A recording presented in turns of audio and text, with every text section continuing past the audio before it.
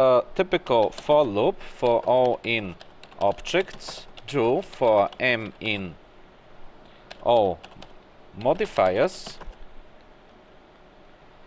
where the class of the modifier is equal to bend to delete modifier from object O, the modifier m.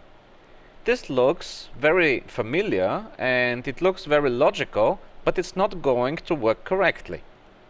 Let's execute this line of code and take a look at the result.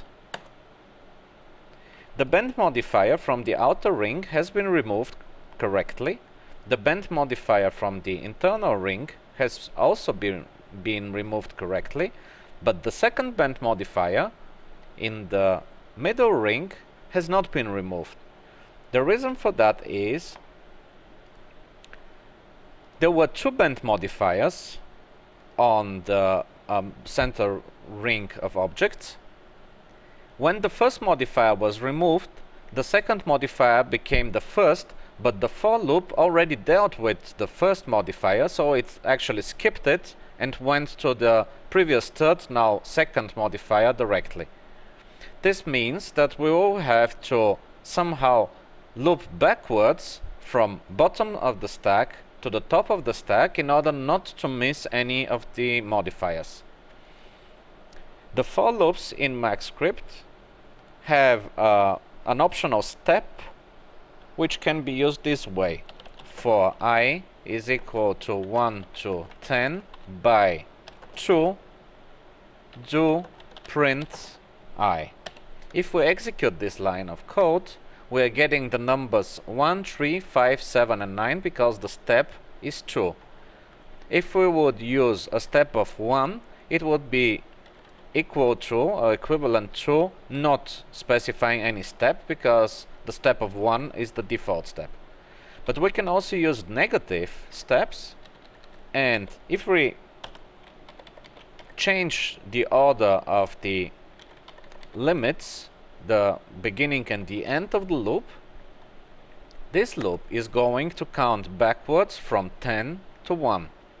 We can do something similar by changing our code to loop to the modifiers, not by assigning the current modifier to the variable m, but by counting as m being a number between the number of modifiers on the stack to 1 with a negative step.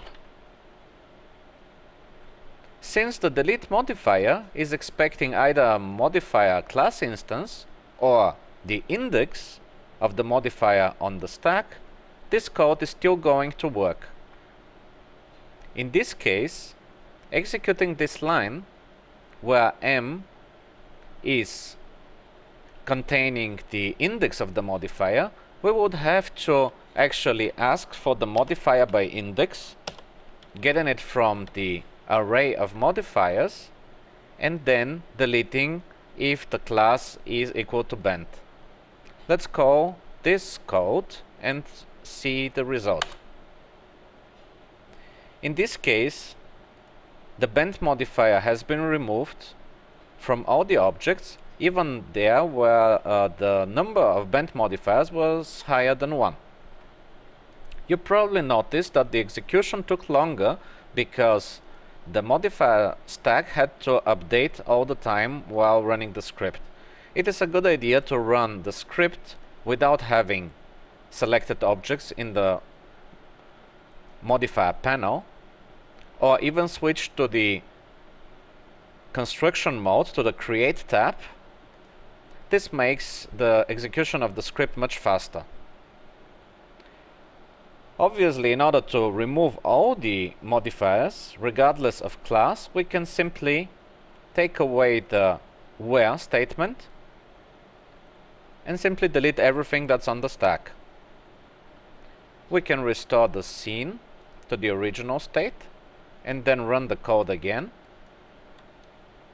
to see that all the modifiers that were applied to all the scene objects have been removed. Of course, you can use your knowledge of where statements in order to filter out any objects that you want to affect. For example, if we would take the same scene and filter out all the objects that have a base class, base object class equal to box, this is going to remove only the modifiers from the boxes, but not affect any of the other objects. We can do the same with cone and so on. So the same knowledge about filtering that we have acquired previously in all the other examples is still usable in this case when we're deleting modifiers. Feel free to filter by name, material, properties, and so on. As we saw previously, we can apply unique modifiers to just the current selection using something like for all in selection to add modifier to the object.